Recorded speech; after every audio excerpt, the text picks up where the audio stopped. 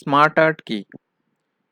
Smart art হচ্ছে বিভিন্ন shape দিয়ে তৈরি আহ, একটা গ্রুপ, যার মাধ্যমে আমরা আমাদের ডেটাটাকে সুন্দরভাবে রিপ্রেজেন্ট করতে পারি। তো দেখা যাক কিভাবে স্মার্ট আর্ট ইনসার্ট করব। আমি এখন ওয়ার্ড 2016 ব্যবহার করছি। এর ইনসার্ট ট্যাবে ক্লিক করব। ইলাস্ট্রেশনস গ্রুপ থেকে স্মার্ট আর্ট বাটনে ক্লিক করব। এখানে বিভিন্ন রকম স্টাইল দেখতে পাবো।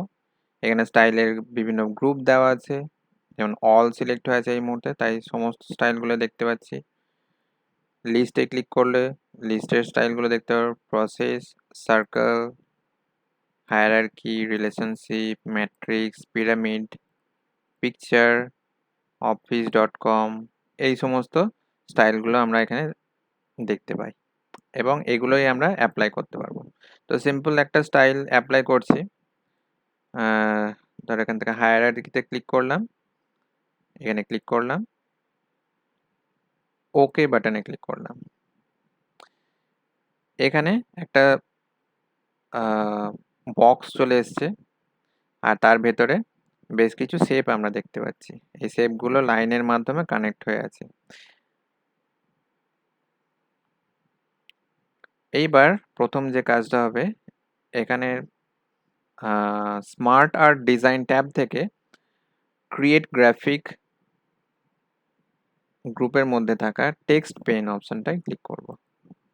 ক্লিক করলে এখানে লিস্টের আকারে আমরা একটা বক্স দেখতে পাবো। সেই বক্সটার মধ্যে আমরা যা লিখবো সেই লেখাটা এই জায়গায় দেখতে পাবো, বা আমরা এখানেও ডাইরেক্ট লিখে দিতে পারি। এখানে ক্লিক করলেই কার্সারটা চলে আসবে, কিন্তু আমরা এখানে ক্লিক করে কিছু মডিফাই করব না, তার বদলে এই লিস্ট থেকেই মডিফাই করব। তো প্রথমে একটা লিখছি যে কম্পিউটার। এর পরে যেটা আছে, অর্থাৎ এই বক্সটা আমার দরকার নাই, তাই জন্য একে ডিলিট করে দেবো। কি করব, ব্যাক স্পেস দেব, তাহলে ডিলিট হয়ে যাবে। আবার এখানে ক্লিক করলাম, অ্যানালগ, পরের অপশনে গেলাম ডিজিটাল, পরের অপশনে গেলাম হাইব্রিড। তো এরকম ভাবে আমরা একটার পর একটা লিস্ট অ্যাড করতে থাকতে পারি। যত লিস্ট অ্যাড করতে থাকবো বক্সগুলো অটোমেটিক্যালি বাড়তে থাকবে। আচ্ছা, তো এখানে আমি চাইছি যে ডিজিটালের আন্ডারে আরো কিছু অ্যাড করব। ডিজিটালের আন্ডারে, ডিজিটালের বাইরে নয় কিন্তু। তাহলে কি করব, ডিজিটাল লেখার শেষে কার্সারটা নিয়ে আসবো এবং এন্টার প্রেস করব। এরপর কিবোর্ড থেকে ট্যাব প্রেস করব। তাই দেখো একটা শেপ তৈরি হয়েছে, সেই শেপটা ডিজিটালের আন্ডারে আছে। তো আমি হয়তো লিখলাম কম্পিউটার।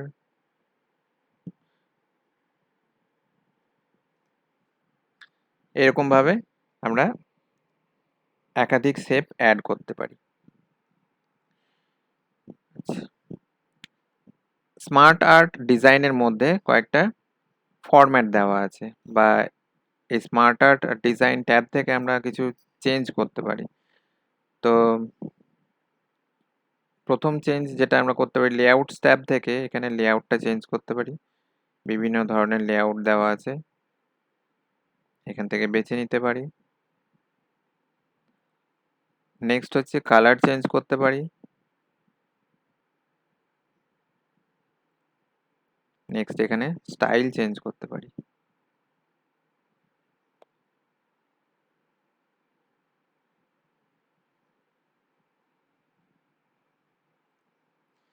স্মার্ট আর্ট ডিজাইন ট্যাবের ঠিক পরে আছে ফরম্যাট বাটন। এই বাটনে ক্লিক করলে আরো কিছু অপশন আমরা দেখতে পাবো। তো এখান থেকে আমরা স্টাইল চেঞ্জ করতে পারি। কোনো একটা বক্সের স্টাইল যদি চেঞ্জ করতে হয় বা একটা শেপের স্টাইল যদি চেঞ্জ করতে হয়, এখান থেকে প্রথমে সেই শেপটা সিলেক্ট করব, তারপরে ফরম্যাট ট্যাবে গিয়ে আমরা স্টাইল চেঞ্জ করব।